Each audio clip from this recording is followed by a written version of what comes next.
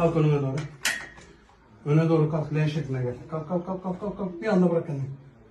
Bir daha kalk. Kalk.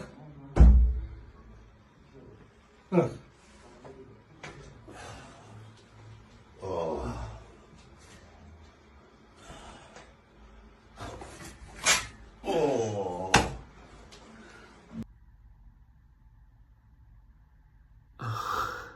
What?